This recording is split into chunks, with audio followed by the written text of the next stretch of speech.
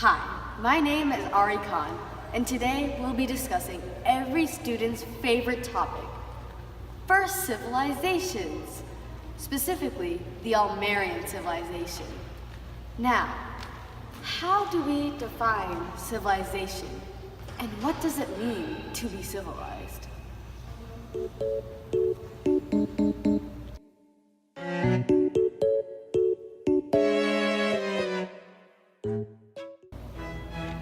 Before we get into that, we need to cover the Almerrian Civilization and how it came to be. It was a civilization created around 2030 BC. It was majority desert. Whoa, they lived on a cake? No, that's desert. It's like sand. Camera change. Oh. Anyways, the desert had one oasis, which served as the civilization's lifeline, providing them with resources such as water and vegetation. The Almerians lived a relatively peaceful life until the disease attacked. But first, let's talk about the creation myth. Before the concept of time even existed, Almerians believed that there lived a beautiful, omnipresent being named Almina. After a long period of solitude, Almina realized that she longed for a companion. Since Almina was all-powerful, she created a male being to be with her, named Elminashi. Almina split the world with Elminashi, Almina living in the north and Elminashi living in the south. Together, their bodies formed the earth, and its core was made from their hearts. How romantic. Together, they produced 3 children called Shamsena, the sun god, Rishtan, the water god, and Chanko, the cloud god.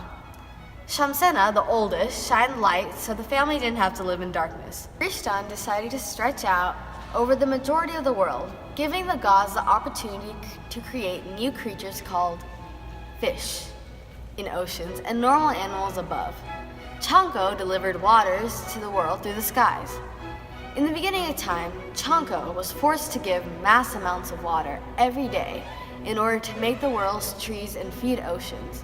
Eventually, Chanko was so tired that Almina granted him sleep for every day of the year except the last. Chanko fell asleep and became the oasis on the land. Me too, Chanko. Me too. The family created humans out of dead tree bark and dirt. No wonder I'm so brown.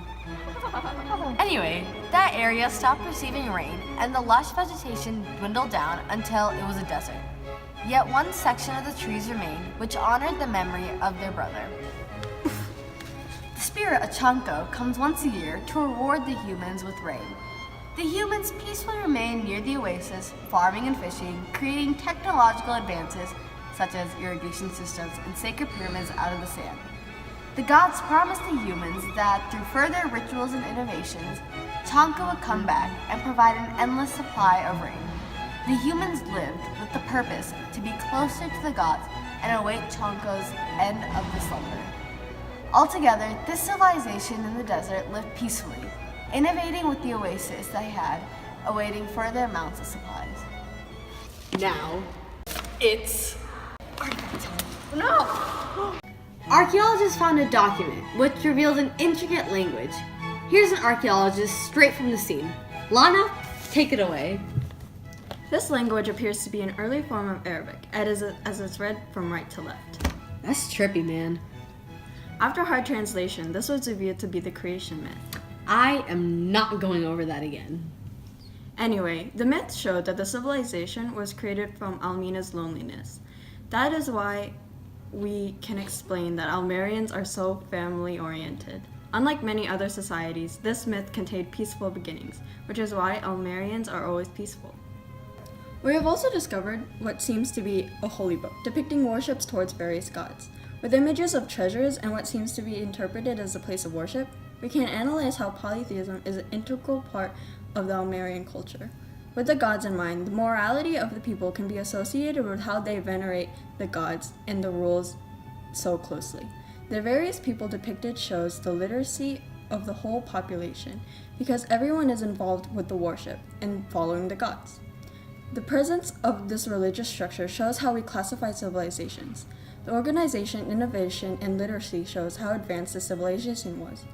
We look into how far a civilization has improved its communication between its people and how power organizes itself well. We define civilization by what we see is advanced. Another artifact that was discovered was a teepee, Or treepee. which were the houses of the Almerrians and one of the only known structures of the civilizations. These Treepees.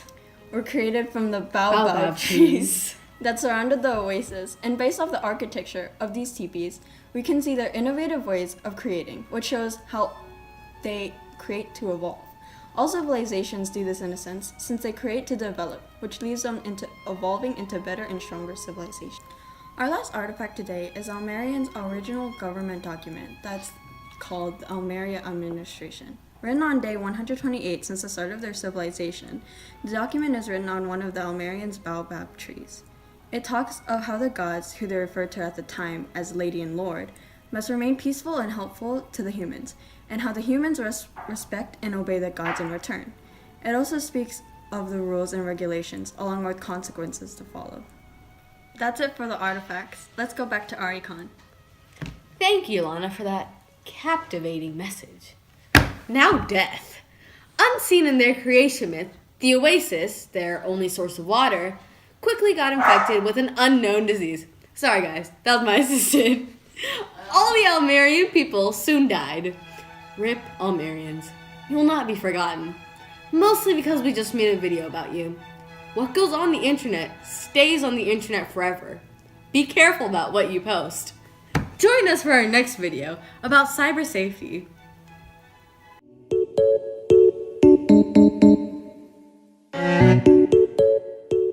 What I'm saying? What? Okay. Just say back to Arikon.